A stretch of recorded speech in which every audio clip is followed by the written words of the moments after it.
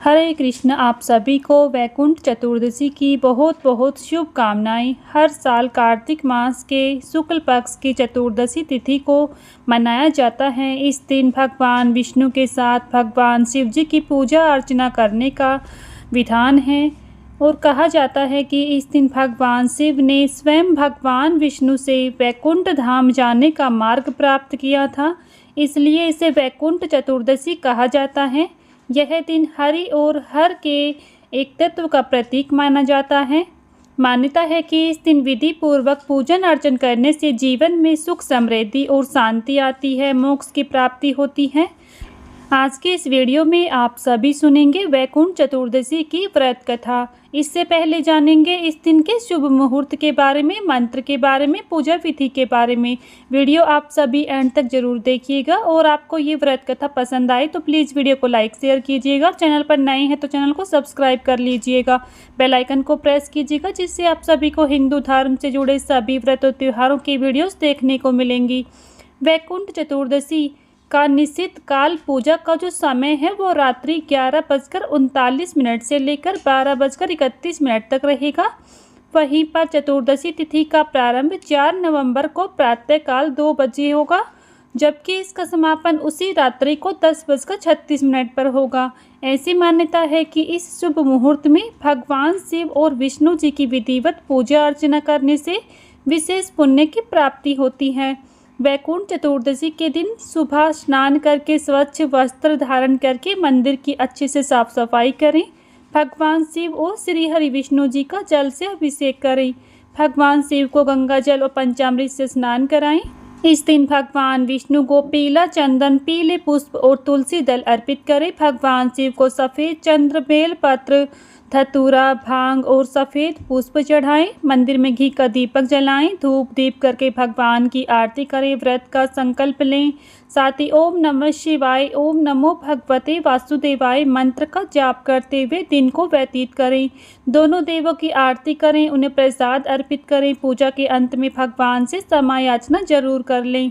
वैकुंठ चतुर्दशी के दिन विशेष मंत्रों का जाप जरूर से करना चाहिए, जिससे आपको विशेष लाभ की प्राप्ति होगी।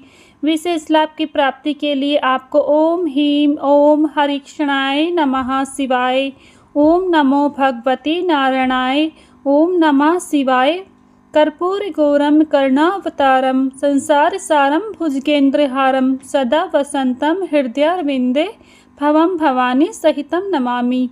ओम हूम विष्णवे नमः, ओम विष्णवे नमः मंत्रों का जाप करते हुए भगवान विष्णु को ध्यान करते हुए, भगवान शिव का ध्यान करते हुए अपने समय को व्यतीत करना चाहिए। इन विशेष मंत्रों का जाप इस दिन करने से विशेष लाभ की प्राप्ति होती है।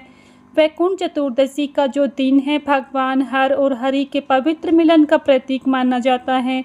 इस दिन भक्त व्रत रखकर दोनों देवों की पूजा अर्चना करते हैं।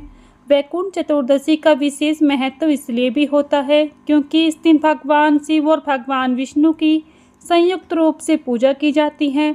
ऐसा करने से जीवन में तो सुख समृद्धि आती है, शांति का आगमन होता है, मोक्ष की प्राप्ति होती है। इस दिन श्रद्धा भाव से पूजा करने पर व्यक्ति के समस्त कष्ट दूर हो जाते हैं।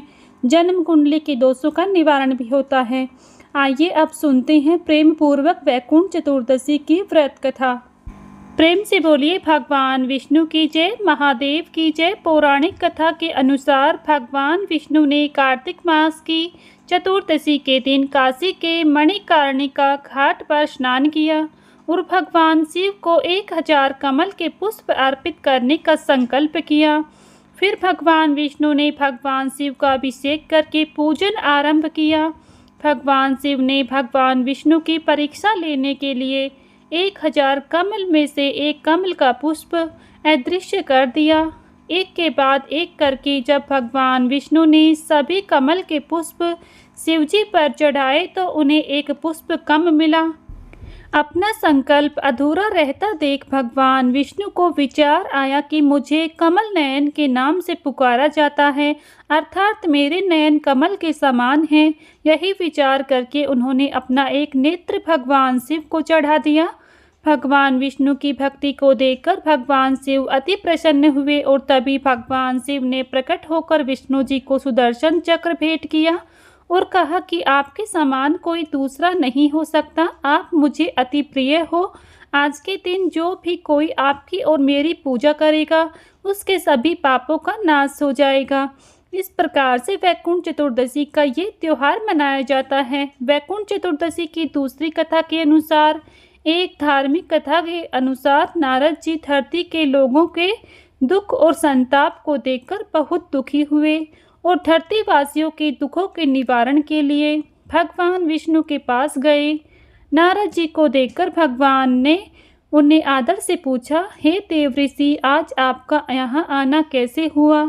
तब नारद जी ने कहा, प्रभु आप तो अंतर्यामी हो, आप अपने इस भक्त के मन का हाल भी जानते हो। धरती पर रहने वाले प्राणी अलग अलग योनियों में जन्म लेकर नाना प्रकार के दुख झेल रहे हैं। उनको उन दुखों से मुक्त करने और मोक्ष की प्राप्ति के लिए कोई आसान सा उपाय बताएं। तब भगवान विष्णु ने नारद जी से कहा, हे नारद, तुमने पृथ्वी पर रहने वाले प्राणियों के हित के लिए बहुत अच्छा प्रश्न किया है। जो भी कोई मनुष्य कार्तिक मास की शुक्ल पक्ष की चतुर्दशी के दिन पूर्ण श्रद्धा और भक्ति के साथ मेरा व्रत एवं पूजन करेगा, उसके सभी कष्टों का निवारण हो जाएगा। मरण उपरांत सीधे वैकुंठ धाम को प्राप्त करेगा।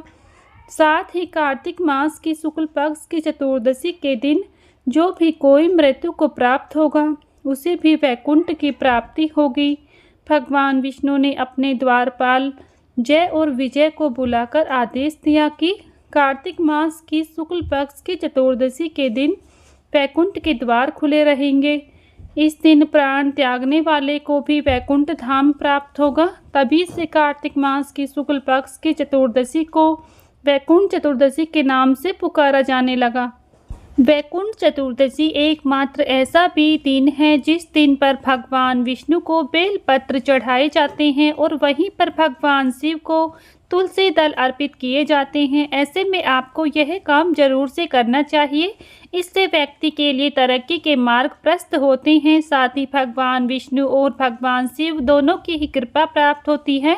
वैकुंठ चतुर्दशी के दिन व्रत उपवास करने का भी विशेष महत्व माना गया है।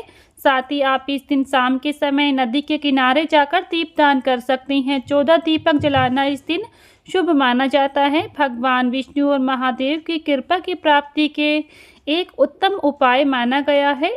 वैकुंठ चतुर्दशी के दिन दीपदान करने का विशेष महत्व है, इसलिए इस दिन 14 दीपदान जरूर से करने चाहिए, जिससे जीवन में सुख, समृद्धि, शांति की प्राप्ति होती है। साथ ही अंत में मोक्ष की प्राप्ति होती है। तो भक्तों, ये थी वैकुंठ चतुर्दशी की संपूर्ण जानकारी और व्रत कथा। अगर आप सभी को पसंद आई है तो प्लीज़ वीडियो को लाइक शेयर करें। चैनल पर नए हैं तो चैनल को सब्सक्राइब कर लें, बेल आइकन को प्रेस कर लें, जिससे आप सभी को हिंदू धर्म से जुड़े सभी व्रत और त्योहारों की वीडियोस देखने को मिलेंगी। मिलती हूँ नेक्स्ट वीडियो में, तब तक के लिए सभी को राधे राधे, जय श्री कृष्णा।